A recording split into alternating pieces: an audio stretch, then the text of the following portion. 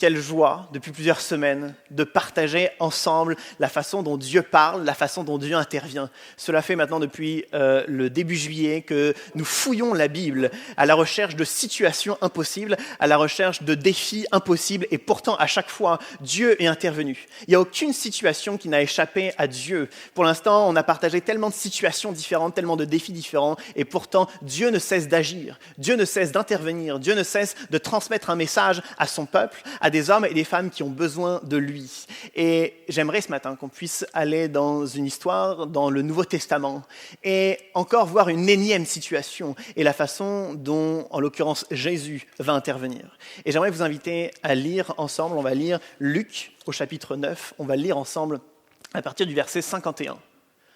Lorsque le temps approcha où Jésus devait être enlevé de ce monde, il décida de manière résolue de se rendre à Jérusalem. Il envoya devant lui quelques messagers. En cours de route, ils entrèrent dans un village de la Samarie pour lui préparer un logement.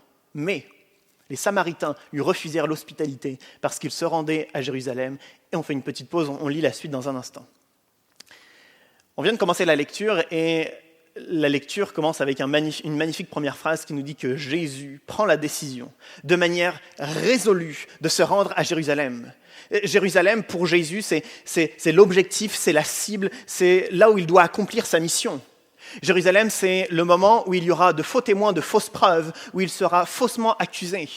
Jérusalem, c'est l'endroit où il sera torturé, abandonné, rejeté par tous, même par ses disciples. Jérusalem, c'est l'endroit où il va souffrir. Jérusalem, c'est l'endroit où il va mourir.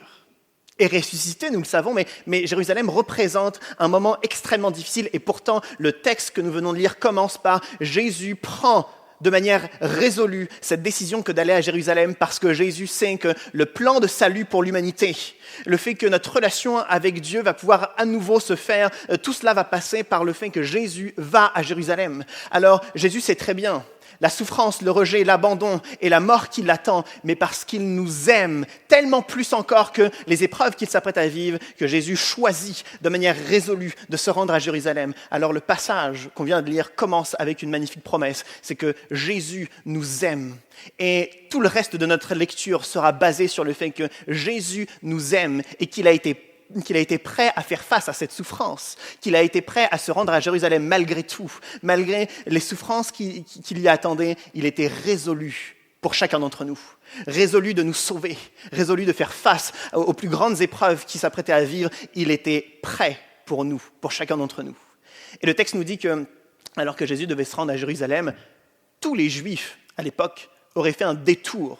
Personne ne serait passé par la Samarie, tout le monde serait passé par ou la vallée du Jourdain ou les routes côtières. Mais Jésus, en l'occurrence, il traverse la Samarie. On va voir dans un instant pourquoi cela est choquant. Jésus traverse la Samarie et le texte nous dit que les Samaritains vont lui refuser l'hospitalité.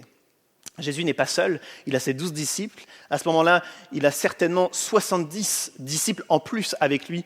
C'est assez de monde. Il faut préparer un logement, c'est pourquoi il envoie des messagers. Mais le village de Samarie, un des villages de Samarie, lui refuse l'hospitalité.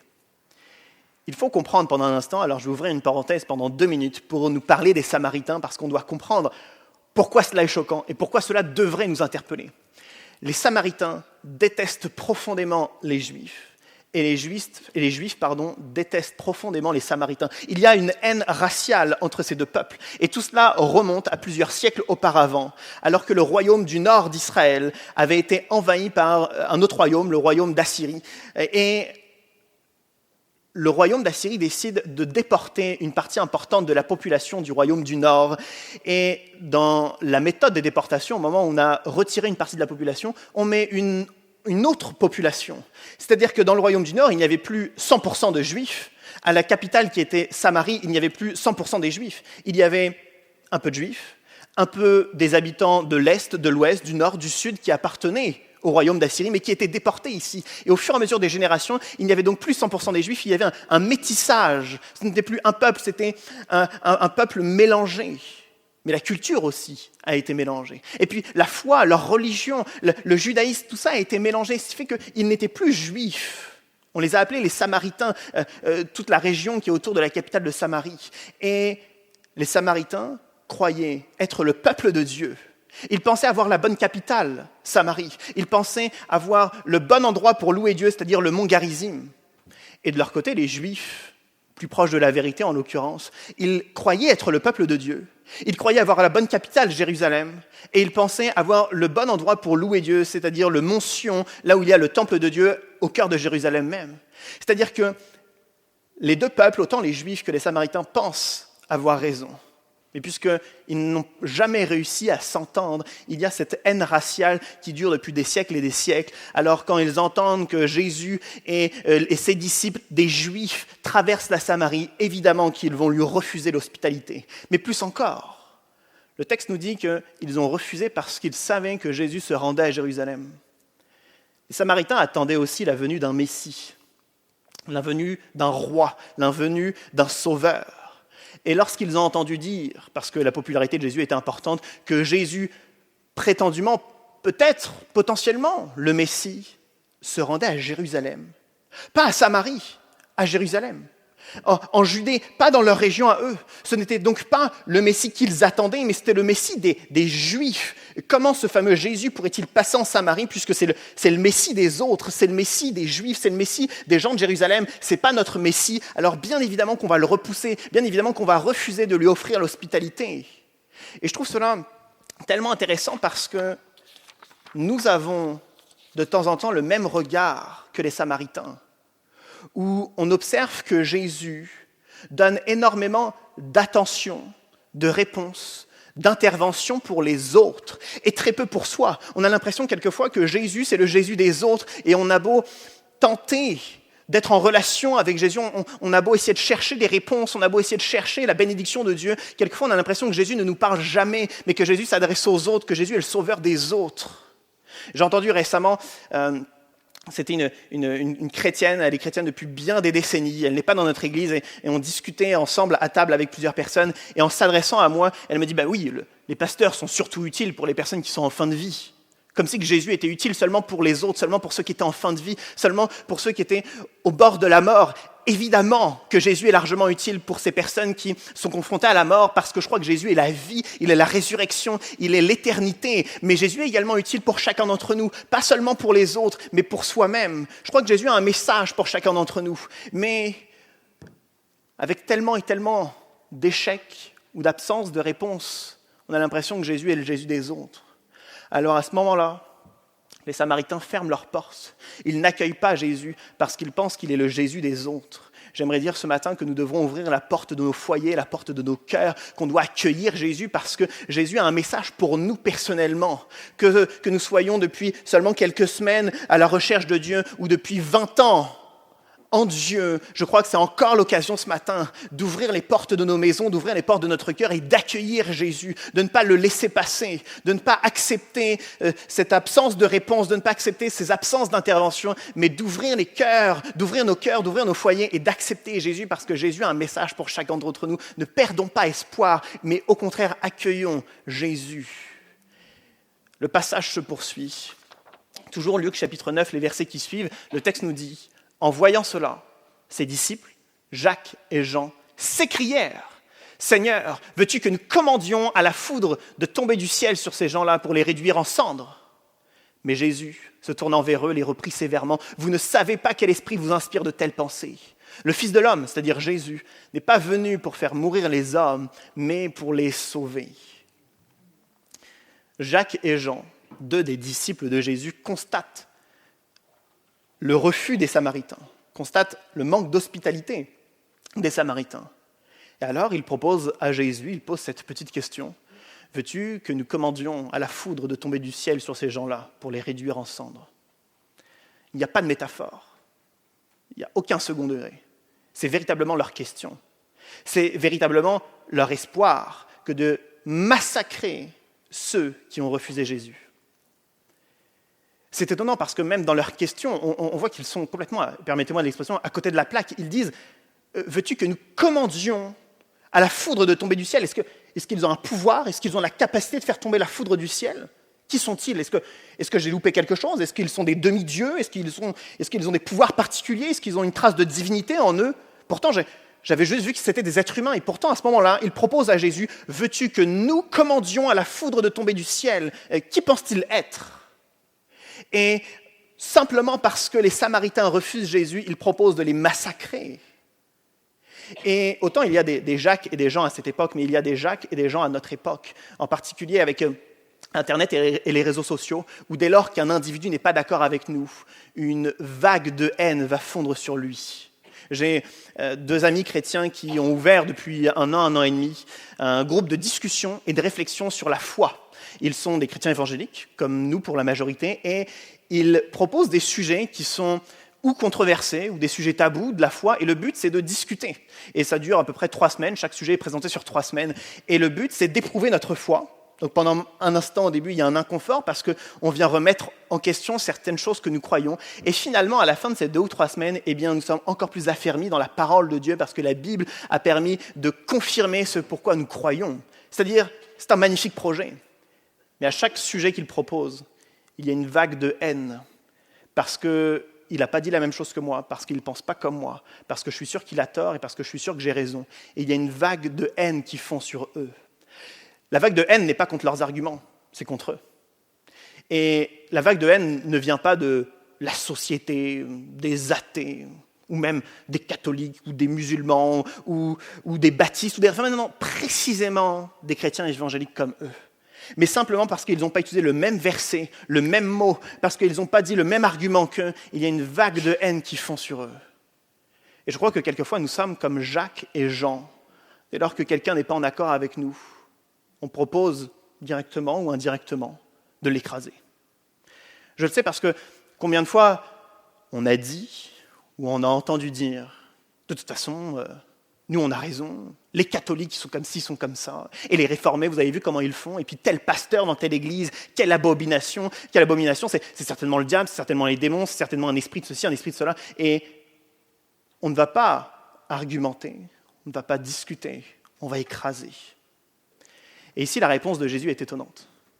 La réponse de Jésus n'est pas d'argumenter sur le fait que les Samaritains ont refusé de l'accueillir. Non, la réponse de Jésus est « Je ne suis pas venu pour faire mourir les hommes, mais pour les sauver. » La préoccupation de Jésus, c'est de sauver, point à la ligne. Le désir de Jésus ici, c'est de sauver. Et la question que Jésus indirectement pose à Jacques et Jean, c'est « Êtes-vous sauvés ? Si oui, pourquoi ? Pourquoi nous sommes-nous sauvés ? Est-ce que nous sommes sauvés parce que nous venons à l'église ? Est-ce que nous sommes sauvés parce que nous sommes chrétiens évangéliques ? Est-ce que nous sommes sauvés parce qu'on suit un tel ou une telle ? Est-ce que nous sommes sauvés parce qu'on inculque des valeurs chrétiennes à nos enfants ? Est-ce que nous sommes sauvés parce qu'on suit nos parents ? Est-ce que nous sommes sauvés parce que nous avons l'habitude de venir à l'église ? Est-ce que nous sommes sauvés parce que juste on a une Bible chez nous ? Est-ce que nous sommes sauvés parce qu'on a une philosophie qui se rapproche de la vie chrétienne ? Jésus dit que seul lui sauve. Si nous sommes sauvés, c'est parce que nous nous attachons à Christ. La question ici, ce n'est pas d'être juif, ce n'est pas d'être samaritain, ce n'est pas d'être chrétien évangélique qui nous sauve, mais c'est de suivre Christ. Alors la question est, suivons-nous Christ ? Sommes-nous attachés à Christ ? Sommes-nous assez proches de Christ ? Et avons-nous une relation quotidienne avec Christ ? Sommes-nous prêts à dire que nous connaissons Christ parce que nous prions, parce que nous lisons sa parole, parce que nous avons décidé chaque jour de lui obéir, parce que nous avons mis notre ego de côté et parce que chaque jour nous le suivons ? Sommes-nous sauvés ? C'est la question que Jésus pose indirectement à Jacques et Jean et à ceux qui pensent être sauvés parce qu'ils sont juifs, parce qu'on est samaritain, parce qu'on est chrétien évangélique. Alors que Jésus bouscule certainement Jacques et Jean, qui, remplis de zèle, proposaient de massacrer une population, Jésus redonne le cadre. Il est venu pour sauver. Et seul lui sauve. Rien d'autre. Seul lui sauve. Et finalement, le texte se poursuit, et voici ce que le texte nous dit. Toujours les versets qui suivent en Luc 9. Ils se rendirent alors à un autre village. Pendant qu'ils étaient en chemin, un homme vint dire à Jésus, « Je te suivrai partout où tu iras. » Jésus lui répondit, « Les renards ont des tanières, et les oiseaux du ciel ont des nids, mais le Fils de l'homme, c'est-à-dire Jésus, n'a pas un endroit à lui où prendre du repos. » Jésus, à l'instant, vient de dire face à tous ses disciples, tous ceux qui étaient présents, que seul lui sauve, que seul lui est la source du salut, et immédiatement, un homme arrive et dit « Je veux te suivre partout où tu iras. » Waouh ! extraordinaire. Jésus dit que seul lui sauve et aussitôt quelqu'un désire le suivre. Et je trouve ça tellement beau, je trouve ça tellement magnifique dans ce passage qu'immédiatement un homme se dévoue pour le suivre. Et Jésus va lui répondre, les renards ont des tanières, les oiseaux du ciel ont des nids, mais le Fils de l'homme n'a pas un endroit à lui où prendre du repos. Sous-entendu que si cet homme suit Jésus, cet homme n'aura pas un endroit à lui pour prendre du repos. Je crois que Jésus est en train de transmettre une idée à cet homme qui veut suivre Jésus. Comme chacun d'entre nous, nous voulons suivre Jésus. Et la pensée que Jésus est en train de transmettre, c'est que lorsque nous suivons Jésus, il n'y a pas de repos. C'est difficile, c'est compliqué, c'est dur. Il y a des efforts à faire. Dans l'évangile de Matthieu, il y a un thème récurrent qui est le royaume de Dieu ou le règne de Dieu. C'est le même terme en grec, le royaume ou le règne de Dieu. Et lorsque Matthieu parle du royaume de Dieu, c'est comme l'expression de qui Dieu est. C'est comme l'expression de l'ADN de Dieu. C'est comme l'expression de la volonté de Dieu. Lorsqu'on parle du royaume de Dieu, on parle de l'expression de l'amour infini et inconditionnel de Dieu. Lorsqu'on parle du royaume de Dieu, on parle de la justice parfaite de Dieu. Lorsqu'on parle du royaume de Dieu, on parle de l'expression de cette joie et de cette paix, de ce shalom. Lorsqu'on parle du royaume de Dieu, on parle du cœur de Dieu qui est transmis, qui est vivant, qui existe, qui est présent. Et je crois que lorsqu'on décide de suivre Jésus, on décide d'entrer dans le royaume de Dieu. On décide de suivre l'exemple, le comportement, l'attitude, la mission de Jésus. Sauf que comment pourrions-nous entrer dans le royaume de Dieu si nous ne sommes jamais sortis d'un autre royaume? Je crois que nous avons notre propre ADN, nous avons nos caractères, nous avons nos désirs personnels, mais nous ne pouvons pas entrer avec tout cela dans le royaume de Dieu, puisque dans le royaume de Dieu, il y a ses propres règles, il y a le propre ADN, il y a les propres attributs de Dieu. Et pour que cela devienne cohérent, il faut que chacun d'entre nous, tous ceux qui veulent entrer dans le royaume de Dieu, il faut donc abandonner un peu plus de soi-même, abandonner un peu plus de notre ego, abandonner un peu plus de nos désirs personnels. Ce désir, c'est autant pour les tout jeunes chrétiens qui ont quelques semaines de vie chrétienne que d'autres qui ont 30 années de vie chrétienne. Le but, c'est que chaque semaine, on se positionne. Est-ce que je désire véritablement entrer dans le royaume de Dieu? Si oui, alors je dois encore abandonner. Je dois encore arrêter de faire des concessions et encore abandonner un peu plus de moi, un peu plus de désir personnel, un peu plus de mon caractère qui me gangrène et qui gangrène les autres. Je dois encore abandonner un peu plus pour rentrer un peu plus loin dans le royaume de Dieu. Jésus répond au premier disciple qui veut le suivre, entre dans le royaume de Dieu. Ça va être difficile, ça va être compliqué, mais entre dans le royaume de Dieu. C'est la première personne qui interroge Jésus. Et finalement, il y a une deuxième personne qui va intervenir et qui désire lui aussi être un disciple de Jésus. On peut lire la suite, les versets qui suivent. Jésus dit à un autre, « Suis-moi ». Mais cet homme lui dit, « Seigneur, permets que j'aille d'abord enterrer mon père. » Jésus lui répond, « Laisse aux morts le soin d'enterrer leurs morts. Quant à toi, va proclamer le règne de Dieu. » Finalement, ce n'est pas une, mais deux personnes qui potentiellement ont envie de suivre Jésus. Et alors que Jésus appelle cette deuxième personne à le suivre, la personne va répondre qu'elle veut s'occuper d'abord d'enterrer son père. Pour la petite parenthèse, n'imaginons pas que son père est mort. Son père est peut-être vivant, peut-être en bonne santé, peut-être malade, peut-être âgé, on ne le sait pas, mais il y a juste ce désir de s'occuper, de prendre soin de son père ici par cet homme. Alors peut-être qu'il va s'en occuper pendant une semaine, peut-être qu'il va s'en occuper pendant un mois, pendant un an ou pendant 10 ans, on ne le sait pas. Mais simplement, il veut rester auprès de son père. Quelle excuse légitime on pourrait tous comprendre. Est-ce que Jésus est contre le fait que nous puissions nous occuper de nos parents? Pas du tout. Au contraire, Jésus voit dans nos cœurs. Jésus sait lire notre esprit, il sait lire notre cœur mieux que nous-mêmes. Et ici, en l'occurrence, dans la réponse de Jésus, on voit que Jésus a lu beaucoup plus que nous sommes capables de lire au travers de cet homme. Et Jésus lui dit, « Laisse les morts enterrer leurs morts. » Est-ce que l'interlocuteur de Jésus est-il mort? Non, il est bien vivant. Et je crois que Jésus est en train de voir quelque chose que nous ne voyons pas, c'est que cet homme, dans cette excuse de vouloir rester avec son père, c'est plus qu'une excuse légitime, c'est juste une excuse point à la ligne. Il ne veut pas s'engager, il ne veut pas sortir de son confort, il ne veut pas aller au-delà de sa vie de famille, il ne veut pas sortir, il veut juste rester ici. Sauf que Jésus s'apprête à partir. Jésus est en chemin vers Jérusalem, Jésus va partir et ça va être trop tard pour lui. Alors Jésus est en train de lui dire, laisse les morts enterrer leurs morts et toi, va proclamer le règne de Dieu, va proclamer le royaume de Dieu. C'est-à-dire que Jésus est en train de l'emmener d'une position où il est inactif ou il est peut-être passif, à un autre état d'esprit, va proclamer, c'est-à-dire lève-toi, sois en action, sois en mouvement, lève-toi, ne reste pas assis, mais mets-toi en action et va proclamer, c'est-à-dire parle, verbalise, exprime-toi, expose, agis. C'est-à-dire que Jésus est en train de lui dire, mais passe de l'inactivité à l'action. Je crois que, alors que Jésus parle du règne de Dieu, du royaume de Dieu, il est en train de nous dire que lorsqu'on suit Jésus, on s'engage pour le royaume de Dieu. On est en action pour le royaume de Dieu. La question que Jésus est en train de poser indirectement à cet homme, c'est « Es-tu en action pour le royaume de Dieu ?» Sommes-nous en action pour le royaume de Dieu? Ce n'est pas seulement « Est-ce que j'ai des bonnes valeurs ?» Ce n'est pas seulement que je suis quelqu'un de gentil, mais suis-je en action?